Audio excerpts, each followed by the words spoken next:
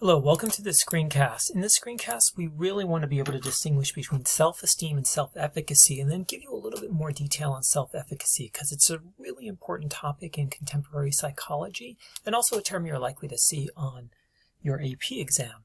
So first of all, self-esteem is an overall sense, and it's very subjective of how I feel about myself. Do I like myself?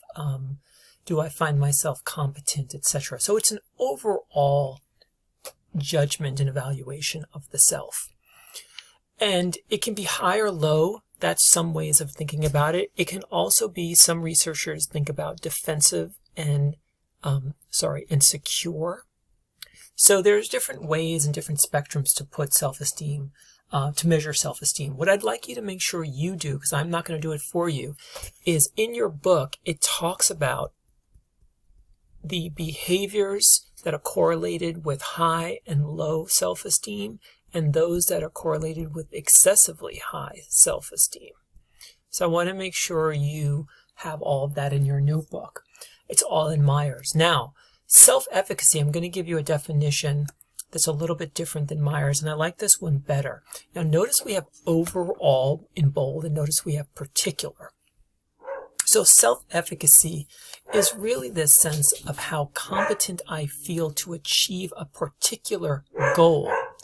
So it's always about the particular, and those particulars are always clearly marked off from other things. So for instance, it could be how well I feel like I can do in a calculus class, or how well I think I can do in med school.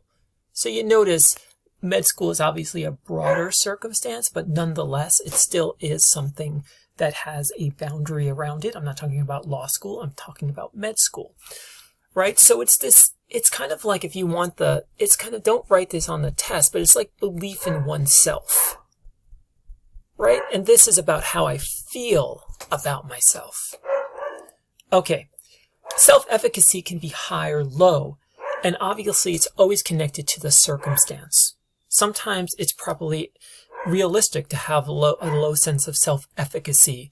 But for the most part, high self-efficacy is obviously more desirable. All right. Now, that should be self-efficacy. Sorry about that. So it's connected to Albert Bandura and the social cognitive perspective. And what Bandura writes this paper in 1977 about self-efficacy, where he kind of introduces the term. And so you can see it's a belief, and it's about ability and our own ability to succeed. And he really believes that this belief alters the way we think, the way we act, and how we feel about our place in the world. So in some ways, you can see why some people think that this is a more important factor than, say, self-esteem. Okay, so in many ways, this self-efficacy also has predictive value, meaning those who have a higher self-efficacy tend to have correlations with certain ways of thinking, feeling, and acting. Now, self-efficacy has been linked with our achievement motivation. Remember the need for achievement. So people who tend to have higher self-efficacy tend to have a higher need to achieve. They tend to do better on specific tasks. And remember what I mean by this is that for some of us, right, our self-efficacy is always going to be focused on particular things, right? I don't have a deep desire to be a basketball player, nor am I athletic enough to be a basketball player. So obviously my self-efficacy vis-a-vis basketball doesn't really factor into my sense of self-efficacy. But my self-efficacy maybe as a teacher or as a philosophy student, that's where it comes into play.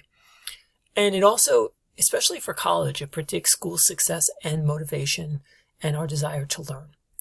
Okay, here are some concepts that get all spread out through Module 59, not just in 59.1, that are all very, very important because they have to do with how social cognitive psychologists looked at internal factors, which behaviorists did not take into consideration, to see how they actually influenced our personality. So self-efficacy with Bandura, Rotter with personal control, meaning locus of control, Self-control, also the ability to delay gratification, and then attribution style. All of these contribute to our sense of who we are, hence to our personality.